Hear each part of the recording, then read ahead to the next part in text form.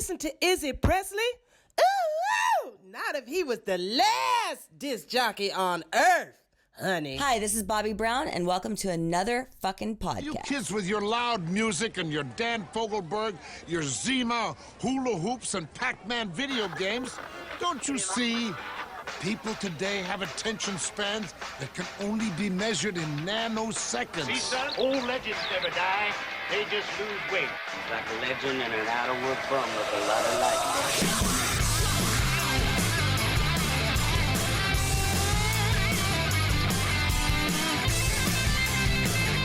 Hello, you crazy dead fucker! Party time! Is that you doing the intro? Yes, it is party time. Hello, Hollywood. Hello, world. And hello, my loyal minions. It is good to see you, and it's always good to be seen. I'm Izzy Presley, and this is Metal Edge Magazine's another fucking podcast. Got another great show lined up for you this week. Coming up in just a minute, we have Robert Mason and Erik Turner from Warrant.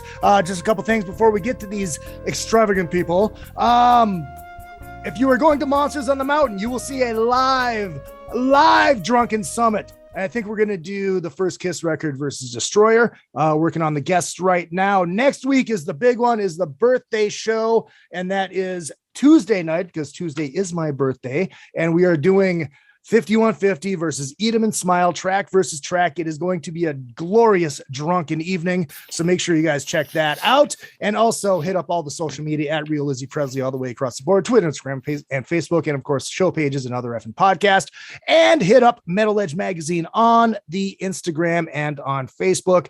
And hit up the great Paul Gargano on Instagram as well. And speaking of Paul Gargano, I should probably unmute you so you can actually talk and say hello, hello. That's like the longest intro ever.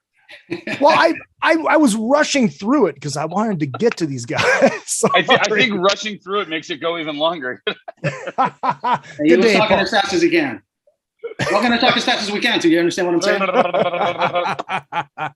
Oh, let's crack one for the working man. Ooh, yes, the Sammy Hagar rum drink. Yes. How is that Sammy Hagar rum drink? Not that you would ever say it's not great. It has alcohol in it, but it is. I'm not going to lie; it's the best seltzer I've ever had. Wow! Oh, so it is a seltzer. Okay. Yeah, it's a seltzer, and so it's helping me not be as fat. Ladies and gentlemen, I thought about opening up one of these just for the call. Hey. I like your style, Paul. I've got the actual Erik Turner one. Woohoo! I've got another Erik Turner, and I've got this one we actually drank. Good. This one we've been through already. See, Paul, I was not going to kiss his ass by pulling out my empty bottle of the cherry pie wine. That's the adequate amount of sucking up right there. See, exactly. that right there, all I did was bring the cassette. Beautiful. How we doing, guys? It's good to see you. Pretty well. Yeah, we're doing good now that we're out, playing shows again. It feels great. Amen. Yeah. It was funny. I saw the guys, they headlined Saturday night with Stephen Piercy before them in Lake Elsinore. And I was joking to them. I think I've seen them more than I've seen my wife since like COVID opened back up. It's crazy. Like M3 Festival, you guys were there. Hinckley, you guys were there. The Lake Elsinore. It's great being out and being able to go to shows again. And we're like we're gum on the audience's shoe. Well, I think the last time we were in the same vicinity was on the Monsters of Rock cruise. The Monsters of Rock cruise, yeah. I remember that was a good time. Several minutes of that. And it was usually getting on the ship. Past that, you remember nothing, right? Disembarkation. Yes. Actually, I have yet to do a Monsters of Rock cruise. Robert and Jerry wrote a pretty cool song on the Monsters of Rock cruise called "Devil Dancer." Is that right? Is that right? Do you know what's funny is everybody was in the ship in the stateroom next to mine, which I think was Dixon's, and it was the day that we had to do that long signing in the bow. Do you remember all this? Vaguely, coming back to me. And I think the ship was moving so much, and I don't get like physically sick. It was the only day that I was there for longer than I should have been, and it was just like doing a meet and greet, doing this at the front of the ship the entire. It was the only choppy day, And I remember going back to my room and hearing that through the wall and thinking, yeah, I should probably go over there. Nah. And so the musical part I kind of laid out of, and then you're right. Jerry and I went up to Jerry's house, and that chorus just kind of came to us. That song happened really fast, but testament to the ship demo. It was a shippy. Awesome. It was not just a ship demo. No, it was not. And what record is that on, Robert? I believe that's on a record that was entitled "Louder, Harder, Faster." If I'm not incorrect, am I incorrect? I think I'm. I will go check that out. Correct. Like everybody listening should. Available everywhere. Fine music can be found. And you know what? These days, a lot of non-fine music can be found there also. Hey, you know what? Everybody judges, but you know what? One man's treasure. You know? Yeah, exactly. Like I can't help but notice all the backgrounds that we have. You know, Izzy, you got all the guitars. You got a skull, Paul. I got Guido over here from the first album. Robert's got all those beautiful mirrors and guitars up on the walls. And a glass of wine. And I'm sure a very expensive glass of wine too. I've got the two. Those are Halloween. Normally, I've got my Muppets. There's another Muppet guy over here too. I'm like, yeah. So, but we just scared me. I just have a fine bottle of Jack Daniels. Yeah. Cheers. Hey. Well, I'll tell you what. I'll tell you right now, it sucks being the only sober motherfucker here. I haven't had a drink in 6 months, and I don't recommend it. Life is much better, Buzz. Erik, I'm not trying to rub it in at all. This is coffee. Keep telling yourself that, Paul. And this is water. So hey, I switched from coffee recently, just a few hours ago, and after dinner here in Arizona, you know what they say: a day without wine, you're probably going to get a lot of shit done. The next day is a productive day, right? Exactly. I hear you. I've just found I'm good for about 1 or 2 nights a week at this point, and then after that, I'm like, I plummet productive wise. So it's just, I'm much happier. I could talk about alcohol all day, but I'll drink my coffee. Yes, yeah. I drink a lot more coffee now that I stopped drinking temporarily. So this is a temporary thing. Speaking of, we're having coffee. We're having coffee come out soon, man. I just you are. had a conversation about we had a conversation about some packaging decisions earlier in the week or last week and then into this week. So we found a really, really good roaster. Had some people reach out to us with the idea of like, okay, you did a wine, you did this, that, like what about? And I thought, well, more people drink coffee than wine statistically, or moonshine or anything like that. So, like I said, we not so graciously asked this roaster, Erik and I, was like, yeah, send us some samples. And so they sent Erik a bunch of samples. Then when we were in Dallas for the very beginning of rehearsals, I nicked like 2 bags of what turned out to be really great. Nice. It's good stuff. I don't go geek out too much on it, but I'm a tried and true coffee drinker. So. When might it be out, Robert? Do we know yet? We don't know exactly yet. We're putting together. It'll go out, but we've got. I can't leak too much. It's kind of like a spoiler, Yeah. Like, but we did. Is the coffee going to make you go louder, harder, faster? Well, maybe. Funny you should mention that, Paul. If you have the louder, harder, faster LP or CD, is it just swearing for its own sake? Somebody called. Does he have Tourette's? What's going on? Well, yeah, that too. Well, I mean, the answer to any question. When Izzy drinks Jack Daniels, he just yells out, "Motherfucker!" Right? Yeah. Well, there you go. I've been called a lot of things, man. But yeah, we were doing good. Erik's going on 6 months. Izzy was going on 6 minutes and he couldn't make it. So that was like, hey, who wants to tell Izzy this is an intervention? Is he or isn't he? Let's find out. The show intervention. I'll set this whole thing up, brother. Izzy, we've all worried about for a while. I'll go first. Hold on. You've been drinking too much, man. Yeah, we really care about you, dude. You've obviously been listening to the show. Robert, how long have you been in the band now? Because I was going through some old stuff and I found this old YouTube video of myself, my very first on-camera interview with the TV show out of Minneapolis called High Voltage. Yeah. And ironically, the interview was with you guys. you two, and it was at the Myth in Minneapolis. That was my second show. Yes, but I just couldn't see what year it was. 2008. I started up in September of 2008, so I'm rolling into my 14th year. Crazy, right? It's crazy. I can't believe it. 14 years. We're not getting younger. Crazy. Right. Older and perhaps wiser. I don't know. Yeah. I always Hopefully we're aging like a fine wine, you know? Well, it's interesting because you just hit another. I always tell people about like Warrant is like the milepost band for me, especially with Metal Edge, because the first article I ever did for Metal Edge was a Warrant show at the Rave in Milwaukee. And then when I took over the magazine as editor, I put Janie on the first cover. And it's just Warrant has always been there through every little thing. And you just said you've been 2008. That's the year I got married. So you've been in Warrant as long as my wife's been in Misery. I was going to go another direction with that, but I'm glad you cleaned it up. For everybody's sake, Paul, I'm glad you did that. You know what? You probably said the right thing. I can make life fun. Jokes. It's okay. It's your 13th anniversary. And yes, exactly. Very nice. Very nice. God, I never thought of that one. Forced incarceration. So, but that's interesting. So did you get to go through a lot? You're very active with the coffee process. Yeah, and the guys kind of said, "Well, okay, cool." I think Erik, you did a lot of the point stuff, and you had your own signature wines, and you had a tie to that because you were living in Marietta. Yeah. I guess they figured I was the biggest coffee holic, and they're like, "Well, can you put some notes together and work on with these guys kind of as the point guy for artwork?" And I did so.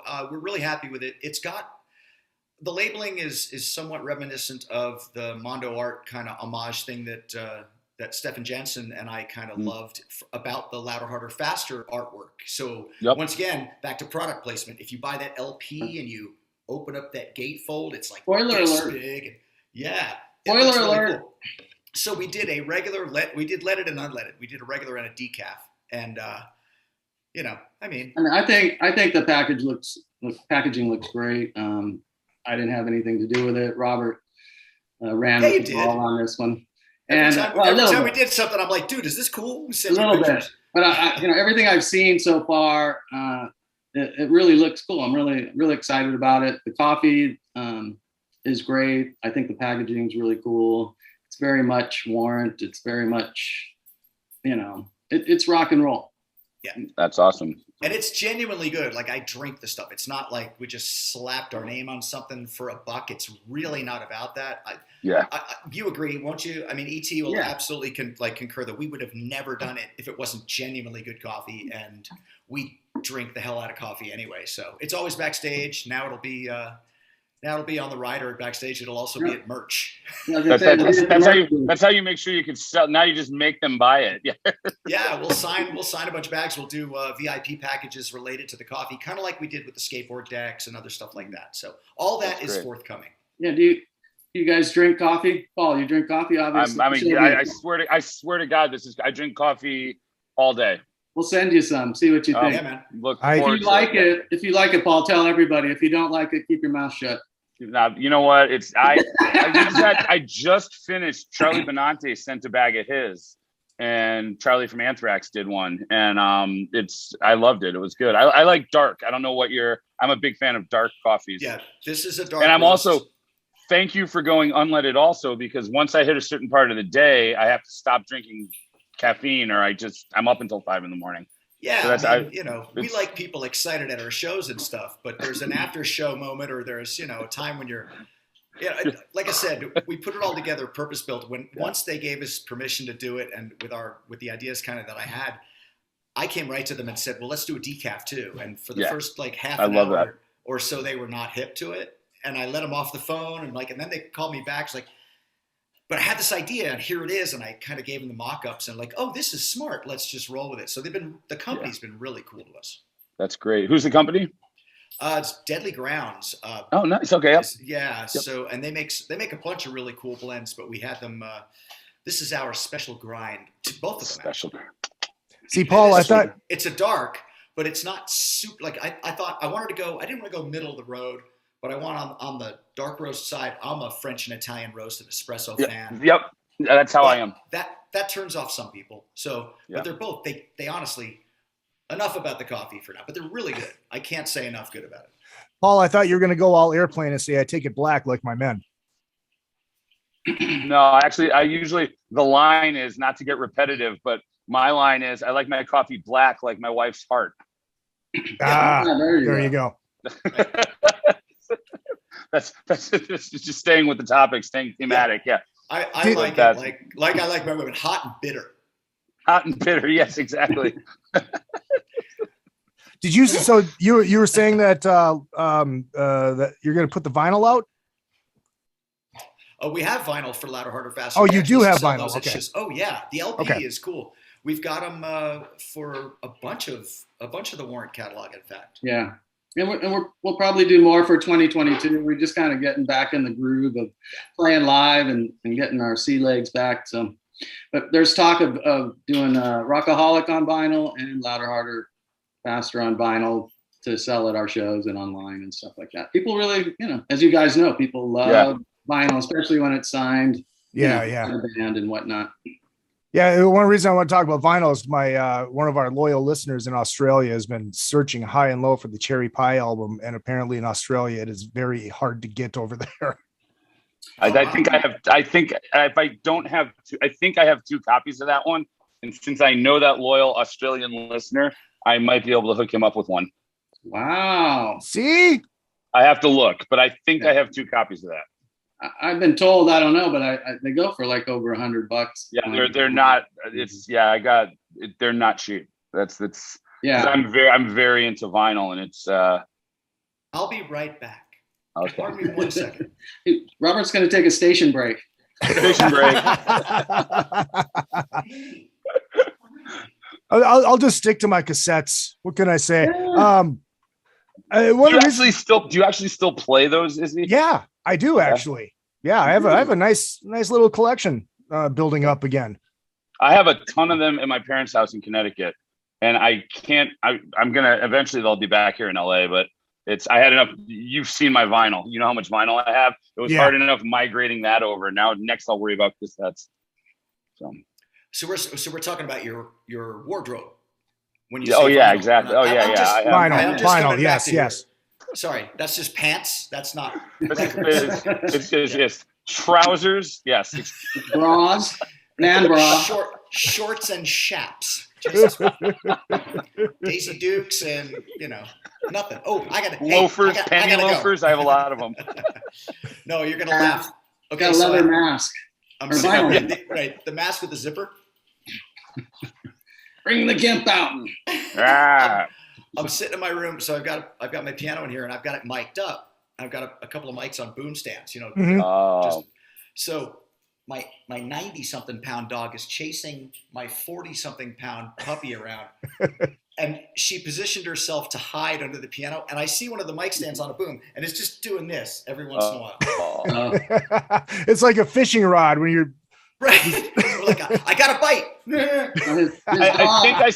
I'm guessing it was the 90-pound dog I saw poking his head behind you. It was one of them. I don't know. Keep in mind, when you think about these weights of these dogs, keep in mind that they're beagles. I mean, a 90-pound Shih Tzu. I don't know. I've never seen I've got really well fed. I've got a 14-pound wiener running around here somewhere. I'm sure he'll start barking in a minute now because he does every week. But oh man, I do too. Again, Paul's always bragging about his 14-pound wiener. Yeah. Yes. I guess if I had a 14-pound wiener, I'd brag about it. Yeah, I'd tell it. Yeah. I'm not just telling you. I'm telling everybody. Is yours named Tito also? His name's Peter, and he bites. Yeah, I usually let them pick their own names, but whatever. All right. Well, let's migrate back to Warrant. Sure. Yeah. Warrant. About time. You've been going out, and it kind of got shafted a little bit on it because of the whole COVID thing and everything. But you were celebrating the anniversary for Cherry Pie. Are you guys still considering this the 30th anniversary? Yeah. We are. we're playing every song off the album, which is really a lot of fun for us. A lot of those songs we hadn't played in a long time, which always fun to add stuff to the set and learn stuff. So we've been doing that as well as Down Boys and Heaven and Uncle Cherry Pie. Wait, both those songs are on Cherry Pie. Excuse me. Sometimes She Cries. Some dirty Robert, you stuff. can take it from here. Yeah. Well, so as you said, Cherry Pie came out in September of '90, correct? So, so as 2019 came around, we were finishing the Dirty Rotten 30th anniversary, which was really great. And we're thinking, well, we can just roll this straight into the next record's 30th anniversary, as this is, the accurate anniversary. And ended up playing, like you said, I think 2 or 3 shows into 2020, finished in February, and just got shut down like everybody did. Yeah. So we decided, as one does, who are fans of golf, we took a mulligan on the entire year and figured, well, 2020, we're going to, 2021, we're just going to, it's the 30th anniversary Cherry Pie. So we had the staging and all that stuff planned, kind of, chopped off, not even at the knees, at the ankles for the COVID shutdown. But honestly, coming back, Erik, you'll, I'm sure, agree, right from the very beginning, with an incredibly small amount of rehearsal, because everybody did their homework kind of at their collective, places. Yeah. We came in and banged out a couple of sets, and then you hit the ground running. And I think we're going to finish this year at about 30 shows. Am I right? Oh, wow. Which is about half a year's work for us traditionally anyway. Yeah. And we started in June. So there you go. Yeah. 6 months-ish. And fans are coming out in droves. They're buying merch. They're like, it's like everybody had been sitting home like us, just chomping at the bit to come out and be among like peers and friends and rock out and go see live bands. And a lot of our friends that are touring are selling the same story, man. It's really cool. I know I say it a lot on the mic, and it sounds cheesy and gratuitous when I say it every night. But after having that break, it's not like I didn't appreciate it, but how much you appreciate something. Tom Kiefer was right. You don't know what you got till it's gone. Exactly. Erik, all hail Tom Kiefer. Tom Kiefer. Erik, how long did it take for you to realize that Cherry Pie, the album, would have the legs that it did?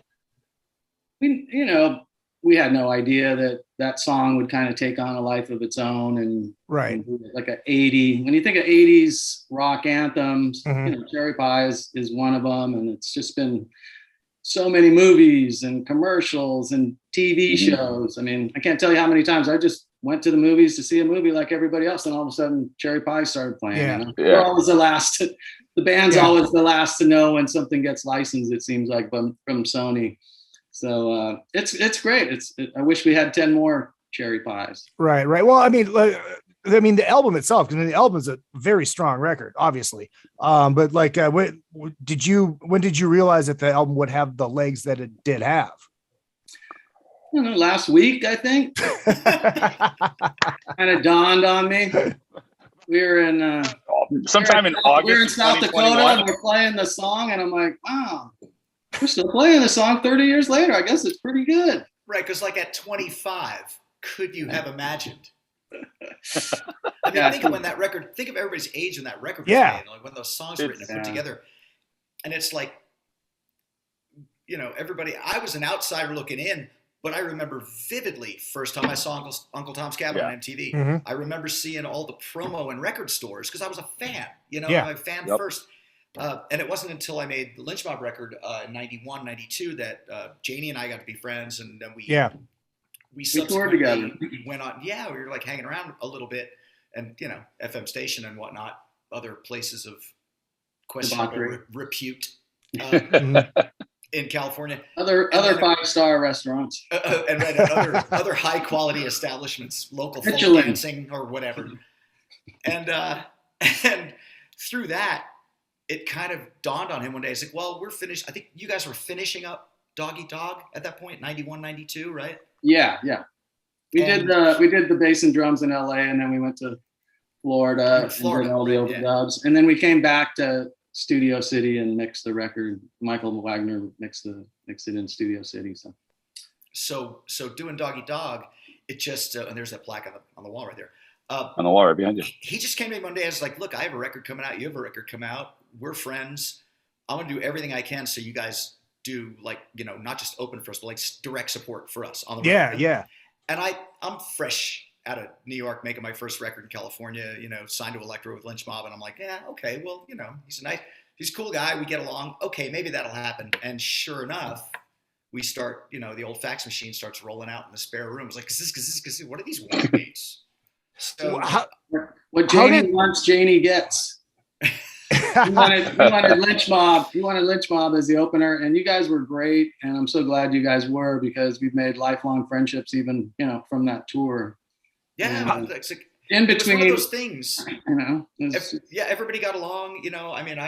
I allegedly might have even taken a ride or two on the Warrant bus to the next city if we stayed out too late and my band said, "Fuck that guy, let's just get out of here." Or he's in his bunk, let's go. And I'm like, no, I wasn't. The old he's in his bunk? Yeah. How did Tora Tora come into that mix? Because you guys played Hollenbeck Hall in St. Cloud, and that's where I saw that show. And I'm good friends with the Tora Tora guys. How did they come into that mix for you guys? I honestly better off don't remember. answer than me. Yeah. Yeah, I don't remember if that was an agent thing, a management thing, or what.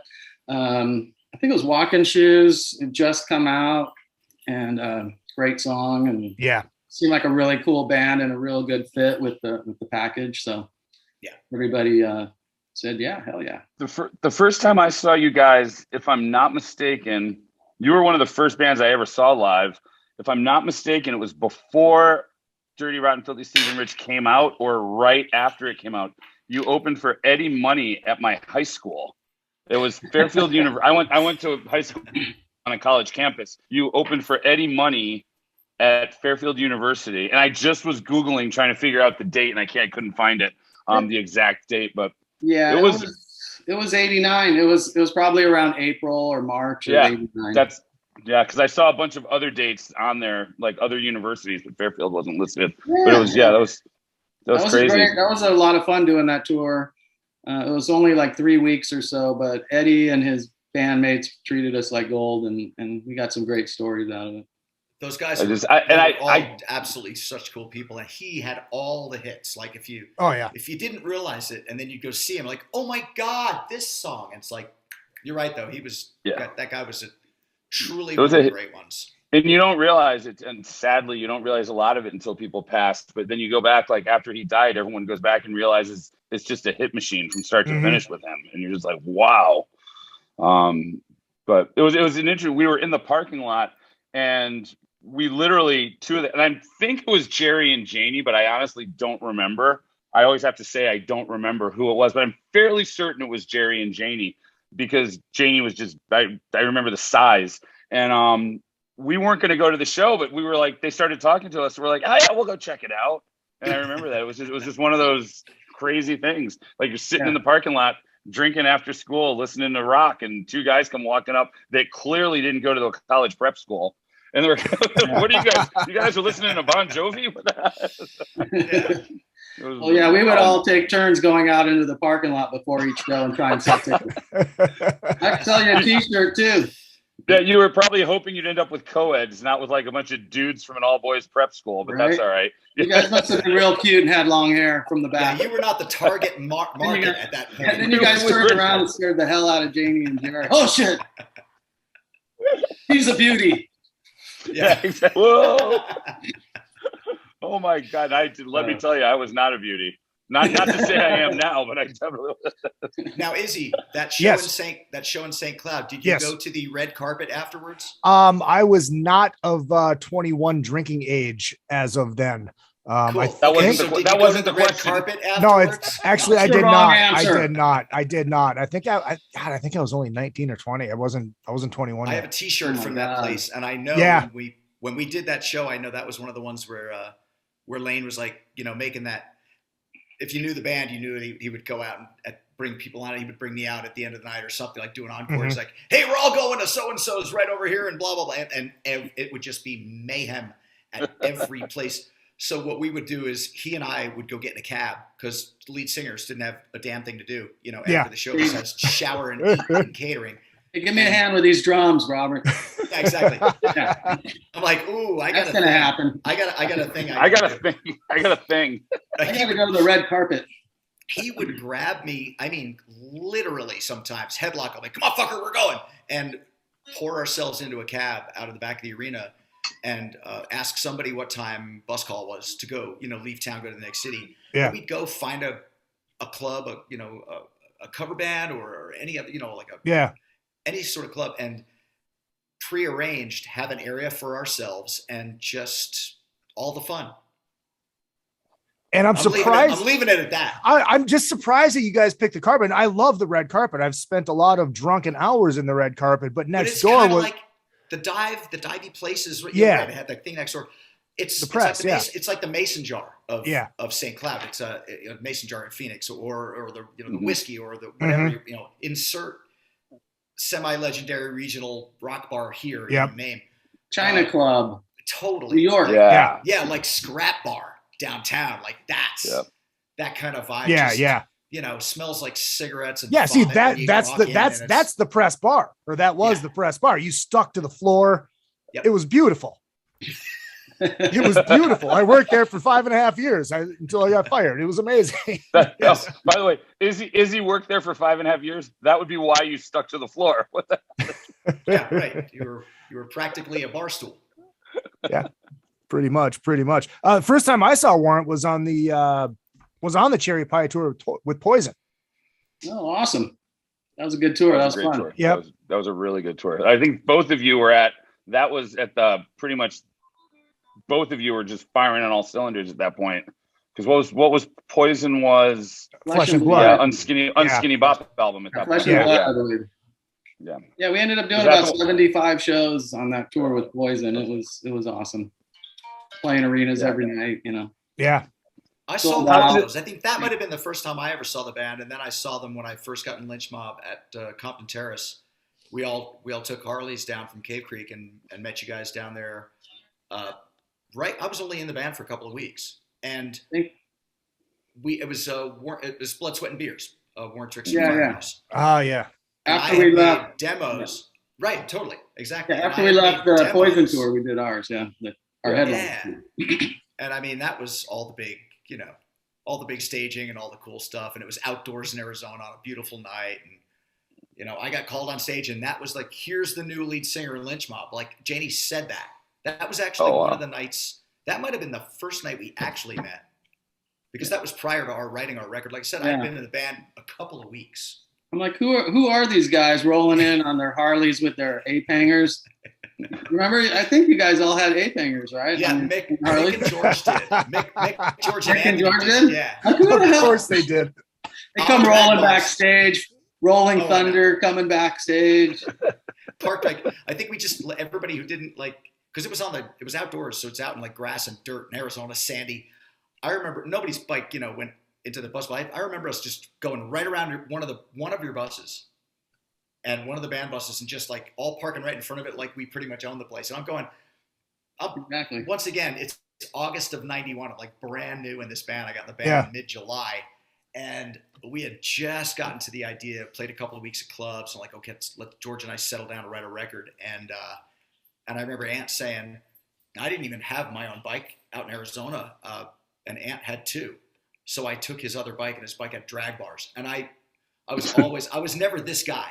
Like, that to me is uncomfortable, except on the freeway. So I just am ripping around on his smaller, lighter, his old Sportster. And we had good fun that night. Robert, how well? Go ahead. No. No. I insist, Paul. Well, I was going to change this. So if you've got something, no. There's nothing tied to that. Go ahead. No, I was just going to ask. It's interesting because there's so much focus these days on the anniversaries. We could talk so much about, the Dirty Rotten Filthy String, Cherry Pie, move on. But during COVID, did you guys do a lot of writing? Did you start thinking about new material yet? I got to say, the last couple of records have been extremely underrated in my opinion. And I think I probably listened to those. I probably listened to those more than even the rest of your catalog during COVID, because I was trying to go rediscover stuff. When you're basically in your house and you have Apple Music at your disposal. But I mean, have you started thinking about new music yet? Is it hard to focus on new music these days when people want to hear Down Boys and Cherry Pie? And well, Warrant didn't do a record. We kind of threw around the idea. It didn't seem like anybody was really feeling it, but I know Robert did a record with the End Machine. I did a Oh, that's record. right. That's right. Yeah. That's right. But early on, you and I were throwing riffs back and forth, and he would it was the quick and dirty iPhone Zoom, or not even Zoom meetings at the time, because it was so early in the whole COVID lockdown. None of us knew how long we were going to do this, since we were so focused on 30 years of Cherry Pie, 30 years of Cherry Pie and I think there was so much confusion. I always kind of fall back on, I'll sit and noodle on guitar or piano like every day, and 99% of the time nothing comes out of it except noodling. But we were throwing riffs back and forth, and I still have all of those cataloged. There will be another one, but we just didn't have that focus. We had that 30th anniversary Cherry Pie focus, and I think, like you said, everybody just wasn't feeling it. There was no demand, no company schedule or anything like that. I'll be honest, I went through a period of not like super dark or anything, but I went through a writer's block thing. It affected me that way. Yeah. Nothing. Everybody's kind of was really, me personally, I think, the other guys, everybody in the band was pretty bummed out. So Warrant's a party band. I guess we could have wrote a bunch of sad, heavy downer songs. Just fucking my house. I was sitting fucking hate life. Oh no! It's Look not at you want to see I'll send you some of the ones off my phone. But they're all it all changed to I'm sitting at home.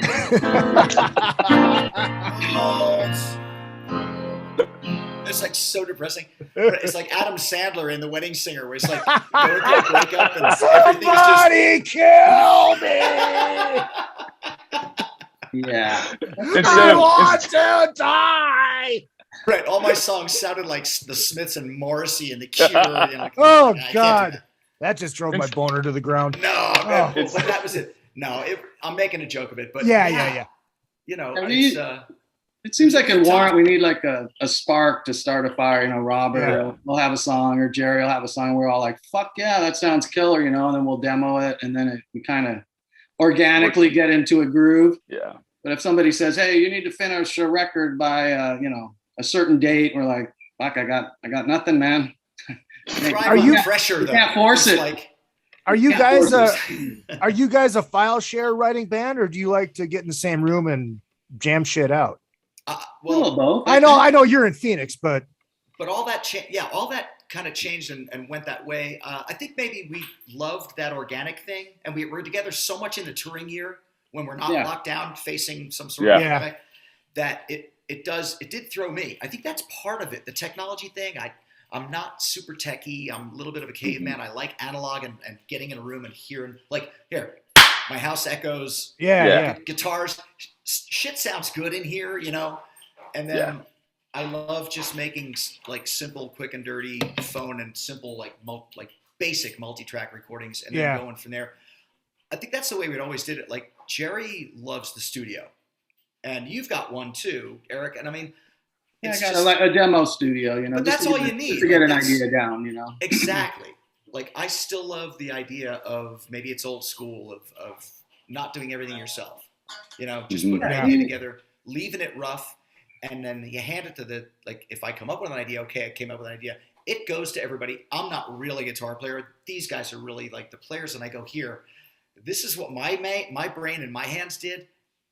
Filter it through yours and see what it sounds like, and it inevitably becomes it's everybody's, and it sounds like a Warrant song as much as we can, And when you're touring a lot and you're in the process and ideas are coming around, it's cool because we could try something at sound check, because we all live in different states. There's a separation thing, so or go into somebody's hotel room and grab some guitars and start pounding out, a new idea, potential song. Or on the Monsters of Rock cruise. Or on the cruise while you're seasick. Yeah. I'm wanting to read your shirt, Robert, and it's driving me crazy. It's actually one of my favorite Hunter Thompson quotes. We all know it. Is it about the music business being a wretched shall cesspool? Yes. Yes, And there's also a bad side. Well, no, yeah, but see, it's the opposite. The music business is a cruel and shallow money trench, a long plastic hallway where thieves and pimps run free and good men die like dogs. But there's also a negative side. Yeah, exactly. I love it. Just really quick, the chat room is popping right now. Melly Sasspants, just letting you know I'm landing at 5:15 at MSP tomorrow. So if you want to pick me up and drive me to St. Cloud, that would be fucking amazing. Scotty's here. Oh, it's like we're missing our Canadian crew because it is Canadian Thanksgiving. Oh my God. So happy Thanksgiving to Canada. Yes. Yeah. Is that like turkey, eh? Yeah. So take what off. do they eat? What do Canadians eat for Thanksgiving? Can we make Canadian jokes right now? Canadian goose. Canadian. I like that. Back bacon and beer. Don't knock it till you try it. Back bacon, Canadian geese. And just really quick, if you are listening to this after the fact or watching the YouTube video and you do want to join live, go to Spreaker.com/user/Izzy Presley. Hit that follow button. Every time we go live, we will get that. You will get that notification. You can join the chat. You can ask questions. You can have fun with the rest of the degenerates that join the show every single week. So, enough about me. Yeah, right. Every week. It is my goal to try to be better at Instagram and social media, even though I can pay people to do it for me. And I did tell people, if you have any questions, post them under the promo. Somebody had a question, so I'm doing due diligence and asking that question right now. Mike Rags74 on Instagram wants to know, is Jerry Dixon coming back anytime soon? I thought we blocked that guy. Yeah, I knew that was the question. Really, Paul? With all of that that guy's a Warrant hater. No, I'm just kidding. I'm just kidding. Do you want to answer the question, Robert, or I can? I mean, you want to take a crack at it? I feel like I've been talking so much. Yeah. No, Jerry, came to us and told us, after 35 plus years of touring, he just wants to chill at home and hang in his studio and just be a homebody. So, we love him. We respect his feelings and his wishes. And, I think there's a good chance he'll come back in 2022, but nobody can really answer that question, except Jerry. And I will say, if Jerry can't be there, which of course we want him there and we all miss him, we're stoked to have Robbie Crane. Robbie Crane has a long history with Warrant. A lot of people probably don't know. He was Jerry's bass tech when he was 15 years old. Right. That's right. Jerry was 16 years old. I was the old guy. I was 19 years old. So we go way back with Robbie, and of course, numerous tours with Rat and other bands that he's been in. And it just feels real natural and real great. And he plays the songs awesome. He has that same musical sensibility that we do. Robert and the rest of us guys share. We grew up on the same bands, the same music, playing the same style of rock. Exactly right. Sorry, I didn't mean to step on the back of that. Yeah, no, go ahead. But the thing about, and Robbie's like, I know Robbie as long as I know any one of you guys, actually longer, I think. And he's like one of us so much, and he appreciates the nostalgia and the lineage of the band that pays it like correct tribute. Do you know what I mean? Without it's not like he came in and was like, oh, I'm gonna make my own stamp and be the Robbie Crane show. Like, he plays great. He plays a lot like Dixon. You're right, but he really took heart to looking at those, like listening to those records. And, does a great job. He's one of us. He's so cool. I'll say this as an enormous Warrant fan. I can say, and I've said this, Robert, I've said this to you before. I mean, I think you are the perfect frontman for Warrant. And I say the same thing about Robbie, because he fits really well. Like I said at the start of the podcast, I've seen you guys 3 times now in the last couple months. And it's just, honestly, he just fits perfectly. I mean, Robbie fits perfectly with you guys. It's a good fit. So, I mean, obviously we'd love to have Jerry back, but short of that, Crane's the right guy. I mean, I appreciate what you said. I think I recently said I had some phoner where some young lady, I'll call her young lady, she was very young. She was like 15 or 16, was doing one of these podcasts. And I said, like, for all the haters and all the other stuff, you're always going to find people that disagree with what you're doing, and for whatever reasons. I don't subscribe to that. I don't do that for them. But I honestly, I'm in this band for the right reasons. And it's not, and the nostalgia of it is a huge component, and that's not lost on me at all. And every night I for the people who ask, I mean, I go out there and I'm like legitimately having fun doing this. I was a fan first and a friend. Yeah. I'm doing this and I'm not making it about me, but like when you see I don't look to a lot of the hater speak, but you can't help but read a comment here and there, and you're like, okay, I get it, and that's legit. I understand some of it, where it comes from, and that's what it's worth. Consider the source. But every night I go up there and I'm paying tribute to the nostalgia of it that these guys are owed, because of that. So, all right, enough platforming. Yeah. Well, hold on. Let me real quick. Go ahead. Hey, Izzy, real quick. While we're on the subject of Jerry, he's still really involved in the business side of the band, helping with all the accounting and booking flights and screening shows and working with our booking agent and of course corresponding with the band. So he behind the scenes, almost like a co-manager or something of the band. He's very active. It's not like he's off and disappeared and we never talked to him, or he's probably super annoyed that he's in our text chain. Everybody in the band and crew is on a text chain, including Jerry, even though he's not out there. And we're always sending jokes and shit and just say, what time is the lobby call? And I just landed at MSP. I just landed, asshole. Jerry's like, fuck off. I'm fishing. Leave me alone. Someone remove me from the thread. Whoever walks past Starbucks, grab me a coffee. Yeah. Totally. Oh, yeah. Sometimes there'll be hundreds of texts in there. Yeah.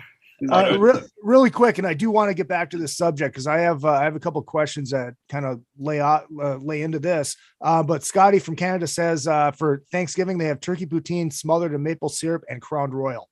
So oh my God, not Canadian Club. And he also said, it says, how about the Pro Bull Riders tune? I think I'll just stay here and drink come about. By the way, I love that tune. Robert Gleason, the CEO of the PBR. That's a lot of acronyms.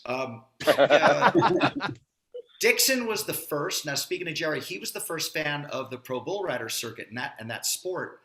I think they just got a hold of each other, and we developed a relationship with Sean. We had played live at a bunch of PBR gigs. I'll sing the anthem every once in a while. Here's a we're playing November 5th. There you go, November 5th in Las Vegas at the T-Mobile Arena at the PBR World Finals. And I would love to be there, but Mike Dawson and the Smoking Kills, a band that I am in, is playing in Austin, Texas on November 5th. So, but back to what I was saying. I did that just for Paul. Sorry. It's important.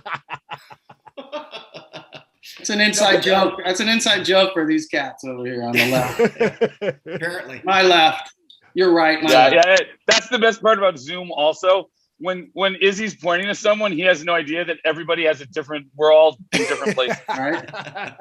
He's like, I'd love to see. Anyways, your gig, but Robert, I apologize. No. So fine, November 5th, November 5th, Vegas.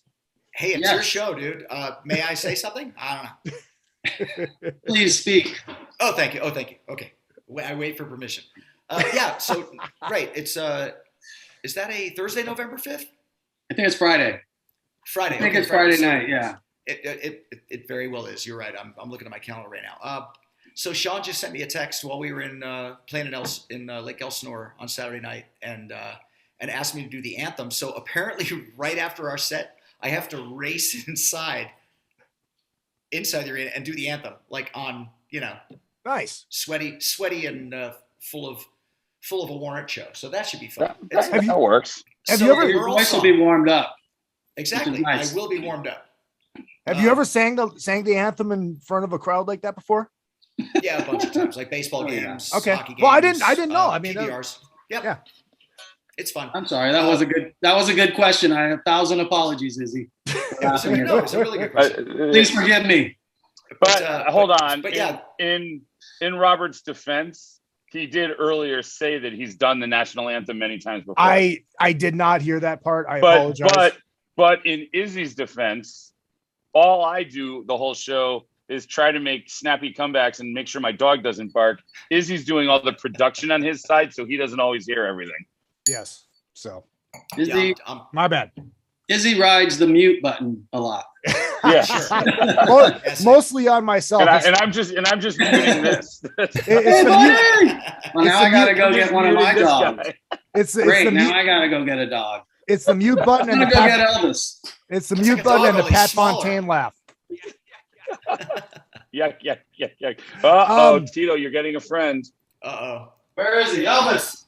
Elvis is coming. Elvis, let me be. I'm gonna wait for Erik for this question because actually, Okay.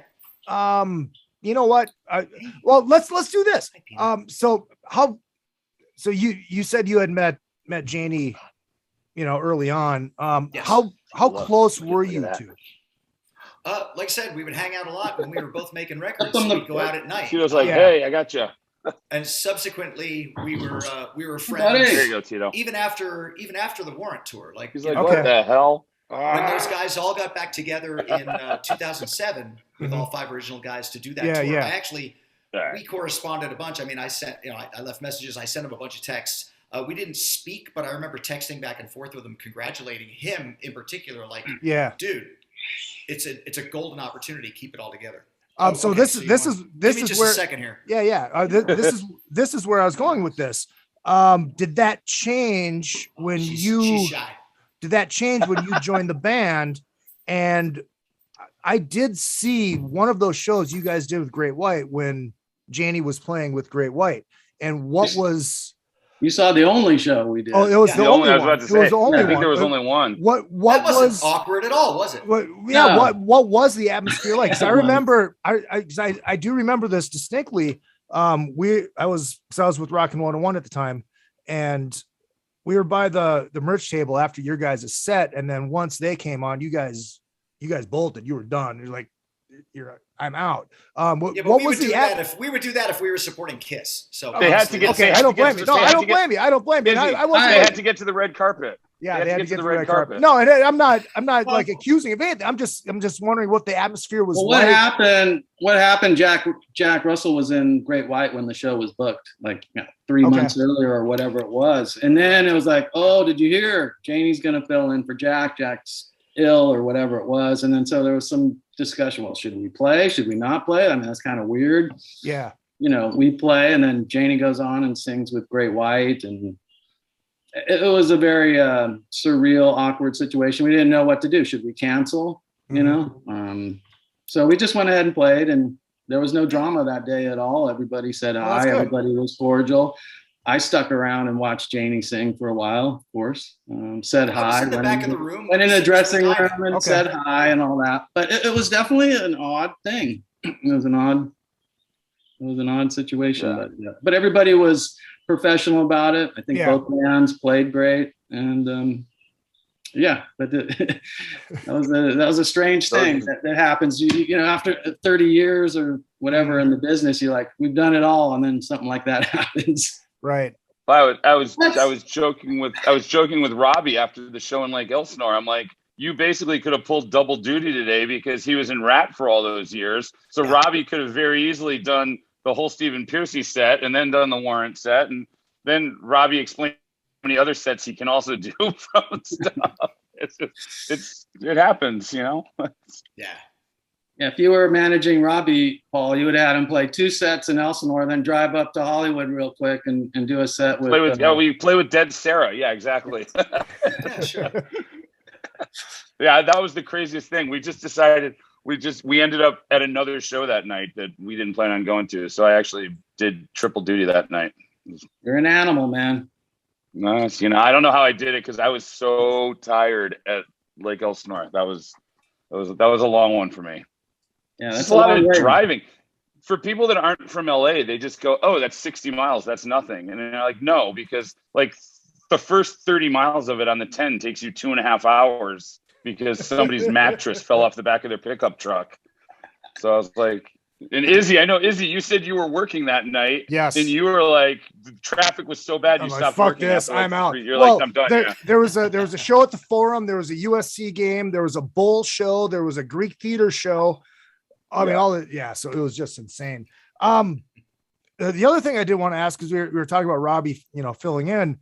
And obviously, there's no chance of, ever having Janie, but you guys have been one of those bands where it's, 4/5 of the original band. Is it weird now to not have that? I mean, weird is a weird. It's. I know it's almost probably too strong a word. No, it's a fine, and it's an obvious question, and fans have that. I get it. Like I said, once again, not to beat a dead horse or reiterate too much, but Crane fits great, right? And of course, the way a person plays, the whole everything, the camaraderie on stage, they're all tiny little factors. But everybody's different. They're like fingerprints, you know what I mean? Like snowflakes, not in the modern sense, like they're really slightly different. Yeah. Nobody in our band is a snowflake, by the way. Yeah. But yeah, of course we miss them, and that's the thing. Again, yeah, I understand the strongest card to play is, and I love this band because no tracks, 5 guys up there, and 4/5 of the band that everybody knows nostalgia-wise. Of course, that's a huge component. Yeah. And historically, Warrant has always kept going. When the band started, we had some different guys. A guy named Adam and a guy named Max were in the band for 2.5 years. They quit one day on us, and an hour later, we were putting a list together of potential singers that we knew from different bands that we had played with in LA. And we didn't know Janie's name at the time, but we're like, hey, that singer from Plain Jane is amazing. We should see if he's available. And so we got Janie and Steven, and then we had to make a change at guitar. Then we got Joey. And then that lineup stayed together for, however many years, less than 10 years, which is crazy thinking Robert's been in the band almost 14 years. Right. That lineup was only together for like 6 years. And then Janie quit, and then he came back. And then Joey left, and then Steven left. So we got a new guitar player. We got another drummer. We just always carried on. And that's what the band's doing again. Unfortunately, we're carrying on. We're carrying the Warrant torch. Well, I think that's another thing that a lot of people don't realize, especially we're in this internet age now where everybody knows everything about everything, and everybody knows more about Warrant's business than Warrant does, and everybody thinks they know everything about anything that's ever happened. And like, there's such, as someone who manages bands for a living now, I mean, for 30 years, I've either been interviewing bands, now I'm managing them. And it's like, at the end of the day, it's such a delicate infrastructure when you're in a band. And I don't think people realize that the absolute, and I deal with it with Drowning Pool. You have 3 original members, and then unfortunately their original singer died.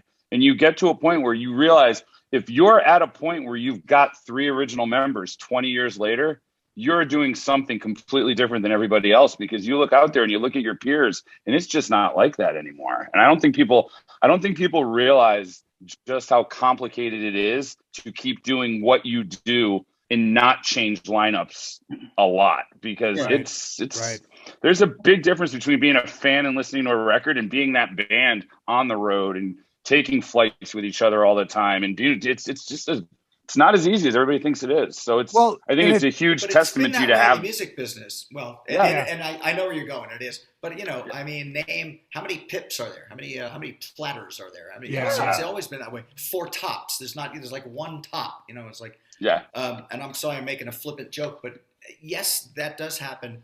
I like the idea that, and that goes back to, and I can only speak for my own. I know I sound one-sided, but 1 out of 5, but I truly mean this. Like, getting into that situation, there were those 4 guys. Yeah. And that's what completed the picture for me. That's what was one of the deciding factors for me, is because it was that situation. Mm-hmm. And I think there's value in that. And you're right. Not every band does that. And it's right. For a bunch of different reasons. And I'll help you out. Like, honestly, just even with Robbie in the band now, having 3/5 of you that's a testament today. It really is, because that's not hard. That's not easy to do. That's a hard task to keep up. Yeah, there's not too many bands. I mean, you could probably count on one hand how many bands have all their original members from 30 years ago. Right. Yeah, it's like King's X. Aerosmith, Poison. King's X. Yeah. Or King's X active. Yeah, King's X is active. Yeah, Motley. Yeah, Motley. King's X is cheating because there's only 3 of them anyways. Yeah. Come on. Well, shit. Look, we're in an era where like Dusty Hill dies the next night. They're playing with their their bass tech, taking his place. It's like, But I've always had that show must go on thing, and if the fans support it and the music supports it, that combined, like I said, the nostalgia factor. I mean, okay, I'll throw in U2. There you go. It's the only one I can think of. Yeah. I had heard the bass that Dusty had been sick for a little while, and the bass that wasn't had already been filling in for him. Really, I didn't know that. Yeah. Well, you don't just. It wasn't like they didn't find him, in the hotel room and then grab a guy. I mean, you have 7 minutes to learn the whole set. That's not what happened. I thought Dusty was ill and had some sort of surgery, and they had that guy filling in already. But, anyway, I don't know. I'm not in that camp, but that's what I heard. But look how great Richie is in Judas Priest. Right? Yeah. Mm-hmm. So there you go. I mean, the guy fits like a glove, and he plays freaking awesome. And and I love that band. And I love the nostalgia of it.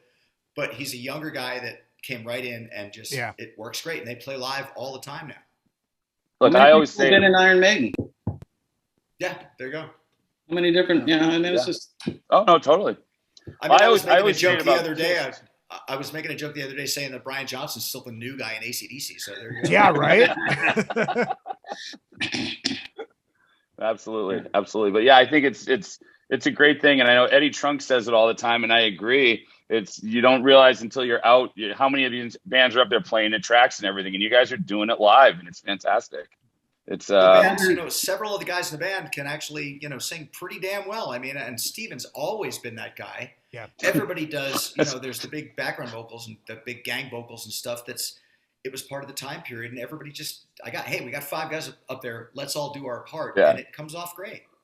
None of us is smart enough to figure out how to push the buttons to make the track. Right, like I said, I'm not really a tech guy. We got to do it the old school way. During COVID, I could have learned how to push a button. Yeah, that was fun. I was laughing because was it Steven's son that came on stage in Lake Elsinore? Joey's son. Yeah. Because he didn't look like he always knew the words. And did somebody after the show? Did somebody say after the show? Not to get too behind the scenes, but did somebody say in their ears all they could hear was his vocals, and it was throwing them off completely? I could have sworn somebody said that. No, that wasn't me. It wasn't you. I could have sworn because I was watching him and I was like, he looked like he didn't know the words very well. No, he knows them. I can attest. attest. The kid, hey, he's like 9 years old. Cut him some slack, Paul. No. Well, he couldn't have had stage fright because there was nobody in front of the stage, so that wasn't right. So weird. Baseball stadium where nobody could stand on that. It's always a weird gig there. It was surreal. It was it was the weirdest thing. Apparently, they found out a couple days before that it would have cost an extraordinary amount of money to cover the field. So they just said, we're just not going to cover the field. We won't let anyone on it. So the band was playing in the outfield. Yeah. And then there was nobody on the field, and then the crowd was in the rim. How cool would have it been if they had the outfield play? The outfield. How cool would have that been? That would have been good. That would have been. I know how they got their name. That's right. Yeah, exactly. This wasn't the first time. Yeah, well, like Robert says from time to time, that show's in the rearview mirror. Right where it belongs. I mean, we're happy to play for audiences that like I said earlier, the play and live thing. But there are times, there are better ones and ones that are less satisfying. I mean, you do your same show, but I will give you this. I don't know, E.T., I don't know how hard it was for you during the show. We did an okay sound check, but it was kind of rushed and just a little wonky. My monitors sounded what I hear, because I couldn't hear anything coming out of the speakers. All I hear was the band's amps on stage, Steven's drums, no vocals, and out of my wedges, it was very loud. Oh God! It was like the teacher and the Peanuts. Like oh wow! Wow! Like, and as hard as I tried to like push through it, an hour and a half. I mean, I saw some video from the show, and the sound you sounded great. Out front. It sounded good. Who knew? I mean, you were there, Paul, and No, I it had a sounded- monitor. You got your side fill right in my right ear, like this big, so I can hear you. Great. So you guys And, haven't you sounded great, man. You did a great job. you guys haven't made wasn't- you guys haven't made the jump to inners. No, I made the jump to them, and I jumped far away from them very, very quickly. After about, I use after one 15, ear. 20 years. Izzy, I use one ear, and then I use a filter, like a 10 dB filter in the other, so I can hear some live ambiance on stage, Okay. sound. And then I have my ear, what I want in my mix, which is the other guy's vocals and a little bit of Joey's guitar and my guitar. Okay. Kick and snare. I'll get a little techie with you. So for singers, and I've had this conversation with Miles Kennedy, and I got a bunch of other people that I know are good at their job and I respect, and we've had conversations with people who use in-ears. Some people thrive in that environment, some people just don't. I don't like them. It might be my physiology, but getting those things in there, first off, I feel so separated from the band and the audience, and it's an ISO situation. You're occluded, and it's almost like if you put earplugs in, you walk around, you hear your footsteps like that. There's like that a resonance to me, and bone conduction. My voice, my instruments in here. When I play guitar, it sounds great in my ears. When I sing, my own voice while I'm singing does not sound great in my ears. So it's difficult unless you have a guy like Steven Tyler's got a guy who mixes his in-ears like an Aerosmith album. That would be okay. Like, we don't have a guy like that. We tour. If you were making $350,000 a show, it might be a slightly different story. Right. I mean, yeah, we're making like what? It would be like 2/3 of that. Yeah. So okay. Well, like it me would be personally, a success story. Me personally, I don't want to hear my voice when I'm singing, so I don't want in-ears. I want the fucking wedges. I mean, I've done shows where my monitors have been the mains. Are you bringing this back to you and your band again? No, different band. Hey, Robert, welcome to my life. Playing in Austin. They're playing in Austin on November 5th. People go rock out. That's right. But enough about you guys. Izzy wants to talk about Izzy's band. No, I'm clearly kidding. But no, you're right. I like. I'm not but when I say it. You guys, what you do when we're out of here is your. So sling your arrows. Go ahead. Do what you want. There are certain things, I call it psychoacoustics. There's certain frequencies that happen on stage, and you hear I love hearing the audience, a little bit of the reflection in the room, the house, or whatever you want to call it. Open air is different. A combination of all those factors together, 90% of the time, the monitors are really good, and I can hear, as long as I can hear, I'm golden. Even if I can hear half-assed, like I can get through our set, and it's great. I'm just super hypercritical of myself, so I'll walk off and, like you'll say, in the house, our sound guy does a great job, and it sounds great in the house. I might be tortured up on stage, but it sounds great in the house. So you have to almost take solace in that, like in real time while you're doing the show. You're like, oh no, we did not lose internet, did we?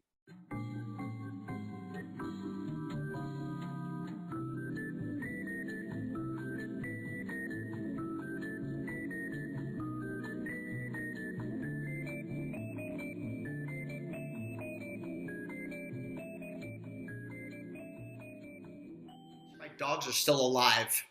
I apologize. My internet went out and I had to jump to my phone. So, okay. So anyways, yes, we are still live. Everything is rolling. We're good. Yep. We've been through this exercise before, so I knew. Yeah, it's weird. It's like our Wi-Fi just dropped. We had 2 power outages in the hour before, so I think it's. Oh wow! I thought it was just a drill. I thought it was like a fire drill. While we shut her down and see if we can revive her. While we still have you guys here, I do want to talk about Dog Eat Dog and that record. And I know everything was changing as you guys were writing that record. Was how much of that was a natural progression against what was going on in the music business at the time? Yeah. Well, Janie wrote the whole album. Yeah. And every single, like, a producer might have co-wrote a song on something in the past or whatever, but he wrote that whole record, and we demoed the whole record almost like album quality. So by the time we went in to record it, it was just like we were really, really well prepared. yeah, the music scene was changing, but and Janie was obviously aware of that. You know, we were listening to Alice in Chains and Soundgarden and stuff, and we'd go out and party and hit the clubs. You know, we dig the music, and so I think, you know, he's just a natural born songwriter, obviously, and then you write what you're feeling, and that's what he was doing at the time, and you know, it's kind of a fan favorite with the diehard fans. They, you know, a few handful of people every show will bring up Doggy Dog and like, why don't you play more Doggy Dog? You know, why don't you, you know, this and that. So it's it definitely found a niche audience. How did you feel about the change in the music for that record? 'Cause it definitely went heavier. I mean, I grew up on hard rock, you know, classic hard rock. So for me, it was like, hell yeah, this is great. More guitar, more riffs, more heavier.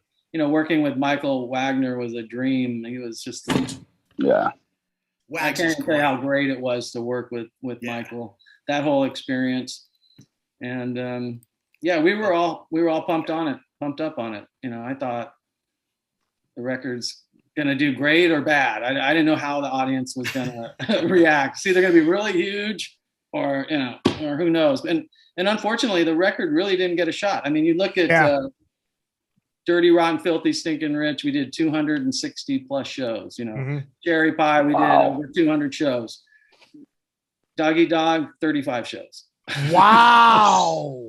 That was it. And I think 9 of them were in Europe. So, you know, I was at like 28 of them. Yeah.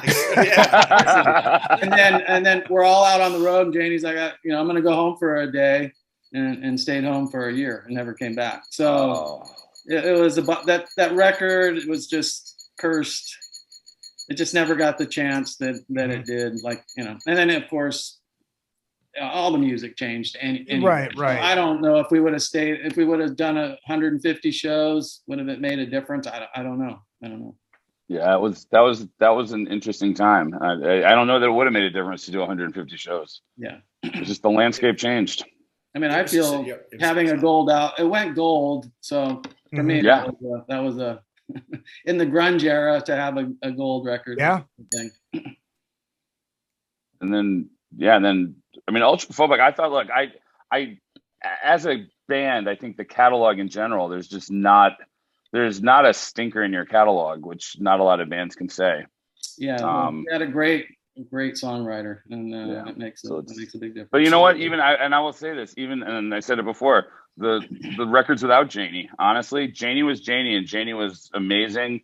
He was a gift. He was a lot of things, but the albums without him are fantastic too. And I really, you know, people that are listening, I know there's a lot of people that have not heard the latest records because they just tune out for whatever reason. And honestly, I mean, don't make the mistake of not listening to them because it's not Janie. Because I got to tell you, it is. I really rediscovered those records during COVID, and they're really solid records.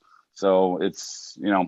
Well, a lot of that songwriting sensibility that Janie had obviously rubbed off on us. You mentioned Ultraphobic. Jerry Dixon co-wrote like 5 songs on that record. He started discovering himself as a songwriter. On Belly to Belly, we all wrote.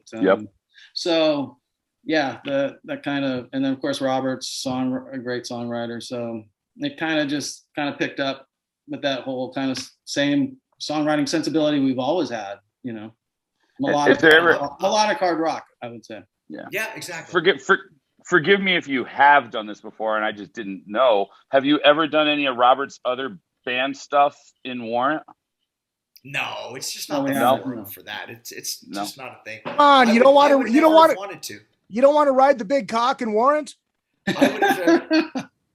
What did you say? You wanted to ride a big cock in Warrant, Izzy? Once again, I could have predicted that coming out of your mouth. I think your mic was breaking up.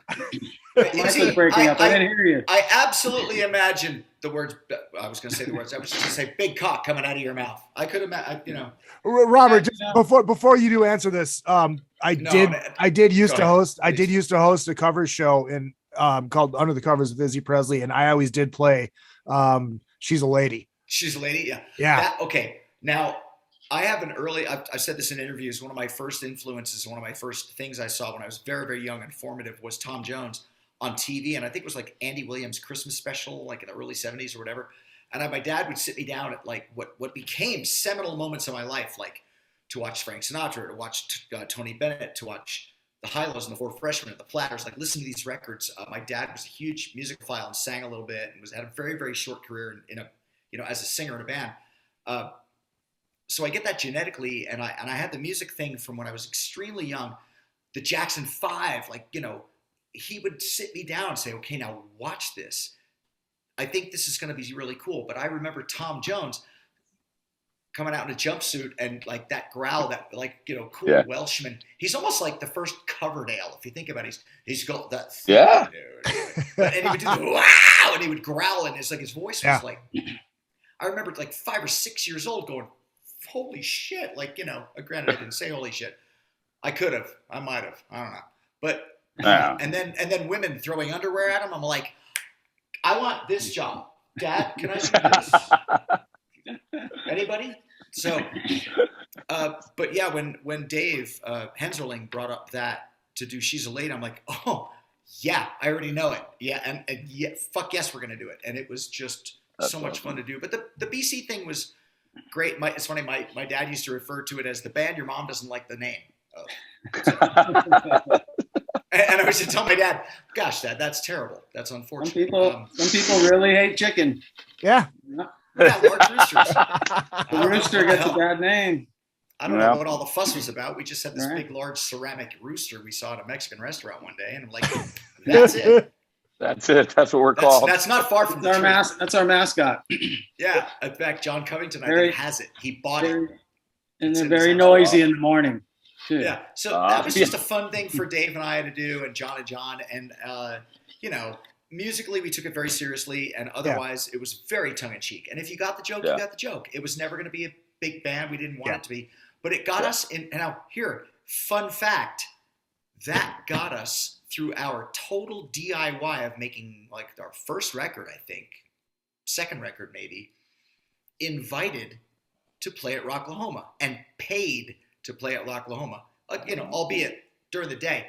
But But like they flew us out, they paid us actually really well for like an unsigned DIY, do it all yourself in your house. But like I tracked piano songs on this piano in this room on laptops, and we made those. David and I did those records ourselves. Wow. And you sound great. That was when I showed up at Rocklahoma in 2008 and saw you guys. It was like, what's up? And we're like, well, I mean, people don't know everything. It's not like talking out of school to say this, but we're like, that's where we got back together. It's like, right. And I'm like, I know. I talked to Joey that night, the night before, and it's like, oh, we got together, and like, yeah, I know. I sent texts. I called Lane like 5 times and left him messages. It's like, yeah, he's inconsistent again. We don't know. And Joey says to me that night, and you weren't there. He's in the Guitar Center. He's in the Guitar Center bus with those guys and Chuck Brennan. I think of those guys, like getting hammered, all worried because Janie's not like MIA. They don't know if he's going to show up. And he says to me, "How many of our songs do you know?" And I said, "One. How many times do you want me to sing it?" Like I can remember like Uncle Tom's and maybe some of Cherry, and I'm like, because I hadn't thought about that in 20 years, Yeah. But that was the impetus and the spark behind the whole thing. And then afterwards, I saw everybody at soundcheck the next day, and it was the same thing. Like I went up to you, I went up to Dixon, I go, dude, take a big hug, and I think that was probably the spark behind. Well, shoot, I think everybody collectively felt bad. Yeah. That it was a dark. The road was the wrong place for that guy to be, man. Yeah. It was a dark moment. And I just said in that other interview a week ago, it was bittersweet and a really hard decision, I'm sure, for all 5 of us. You guys, I mean, I wasn't around, like I wasn't in the room talking with you guys. I was on the other end of the phone when somebody would call me. Yeah. And eventually said, hey, if this guy needs to go home and miss some of this tour, we don't want to screw over all these promoters and all this, stuff that we have, all this infrastructure in place. Can you come out and do some shows? That's the other thing. And that's how it began. And it was funny. Like Joey called me. He's like, all right, the good news is you want to come out and do a show. The bad news is it's in 4 days. Can you come to rehearsal in California? I don't know. day after tomorrow. Like, and I was available to do it. Yeah. Our And first Joey's show was like, in I'm not. Tucson. And Joey's like, I'm not going to be there either. Yeah, right. And then Joey didn't Alan play skips Robert's out. first show. I'm not kidding, Alan Paul. When skips I tell out you the first show. the band continues, we go on. With or without Joey. Yeah, Brent Woods played the first show. Oh, wow. Oh. Robert played. You know, if one of the lug nuts falls off, the car makes it to the next rest stop. Yeah. Yeah. Erik, was there like flack from promoters or anybody after you guys had replaced Janie at that time, because it was Only like the booking reunion. agency. Only William Morris. Yeah, I don't want to get into all that. No, I get it. It's not worth it. Yeah, I know. A lot of good times in Warrant, and we've had some rough patches. Right. Just like every band goes through. I get their it. ups and downs. It's Look, I think the important thing is that we came out. Oh, by the way, Izzy, when you came back, you screwed up the entire. I was very comfortable with how the layout was on my screen, and it's not now. So now I don't know where to look anymore.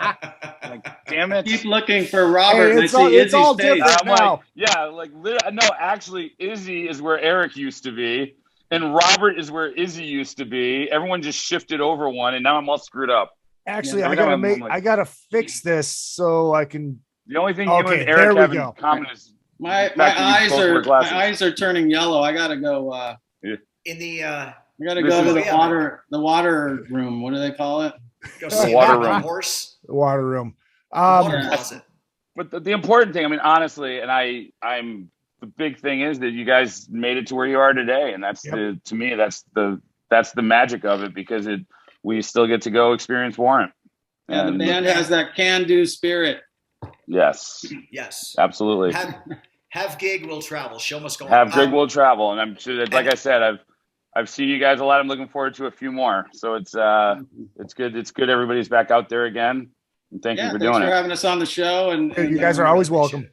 We feel blessed welcome. to be able to do what we do for a living, and we really do. Robert says it every night. I got the best job in the world. What is? I got one quick question, because I've been staring at him behind you, Erik, over your left shoulder. What is that? It is my left shoulder. It is your left shoulder, right? Yeah, I'm good. My other left. So another left. Was that something that went retail, or is that something you just have? A friend of mine who we spoke about earlier, Sean Gleason, saw it online. This guy, I don't know what you call that stuff, like a makeup artist or does stuff for movies and makes masks and stuff, made one and put it online. So our buddy Sean bought 3 or 4 or 5 of them, I don't know, for different people. Wow. And it showed up on my doorstep in this giant box. That's amazing. Big. It's actually really big. Apparently mine got lost in the mail. I don't know. Oh, wow. That is fucking killer. Yeah, isn't that cool? That is awesome. That's awesome. That is huge. Holy Here, hold on a second. That's what she said. Hey, Paul, you still owe me $10 from fucking 89 at the Santa Claus. Yeah. Izzy, talk about your show again. Erik, I will trade you that for my hand-painted cherry pie bowling pin that a fan gave me at a show in Illinois one day, and an autographed Niels Lozauer "Fuck You" book that we are both featured in. Yes, and a little fun fact. I mean, that's what Zloz told me, that the Big Cock album, I don't know which one it was, is his favorite record. Like, I mean, he just plays it all the time. Hey, have you heard the Big Cock record? That fucking record's great. That's my favorite record. Zloz is a big fan. Hold up. Well, let's do this. Are you saying Zloz is a big fan of Big Cock? Nice. I was about to, and then I stopped myself. Look at that. Thanks, Paul. You finished my sentence for me. Let's do this for you. That way I get in trouble. Would you sign this for me? Would you yes. sign that? Okay. Absolutely. Let's do this. I even wore hats in the 80s. Look at that right there. Let's do this. And sunglasses. I actually saw that Zlozauer book for the first time after you said it, Hinckley. Some girl had it, and I was like, what is this? It's actually a really cool book. I'd never seen it before. It's I a good have awesome. two-page fold out. The BC band got in here. There you go. Nice. Yeah, hell yeah. Fuck yeah. Well, let's do Nils this. Lowe's Eric, to I know Robert, you. Fuck you, Niels Loza. Fuck you, Neil. But it's not this. Yeah, right? That's sweet. No. I mean, it's not sweet. It's actually not a sweet wine. It's not a sweet wine. It's a Petite Syrah. It's a Petite Syrah, and it's got the most sophisticated label. I know. All my labels were rock and roll, obvious. And then this rock and one- roll. I wanted to do something classy, and it didn't work. Hey, you know what? I'm gonna treat it classy, and it will get drank one of these days. There you go. Sounds good. All right. So let's do this. Let's close it out. Eric, I know you got to throw a whiz, so you can go ahead and throw a whiz. We'll close it out, and we'll say goodbye off the air. Is that Canadian? Is that Yeah, Canuck for piss? I got to take Yes. a sip. All right. So, anyways, I'm going to hit the outro music. What you guys got? November 5th in Vegas. What else you got coming up? Go to warrantrocks.com. You'll find all our tour dates. Hey, on social media, Twitter, That's right. Facebook, Instagram, Warrant Rocks. There you go. And you know what? I Don't loved stop that. shopping. I did watch the end of that interview that we did, and I tried to end it. You go, stop. warrantrocks.com, and then you gave out the MySpace as well. So, MySpace. fuck yeah, you gave out the MySpace. Paul Gargano, thank you very much. Robert Mason, thank you very much. Erik Turner, thank you very much. Check out warrantrocks.com and check out Monsters on the Mountain this weekend. I will be there, and we will be doing, you're goddamn right, we're doing a live Kiss Drunken Summit. And then next Tuesday will be 5150 versus Eat 'em and Smile, the war to settle the score, brother. We'll see you next Enjoy week. Pigeon Forge. I will, goddammit. I'm going to Dollywood. Yeah! On behalf of Paul Gargano, my name is Izzy Presley. This has been Metal Edge Magazine's Another Fucking Podcast. Cheers, Robert Mason. Cheers, Erik Turner. And what's my kooky line tonight? Oh, wait, he had a band called Big Cock.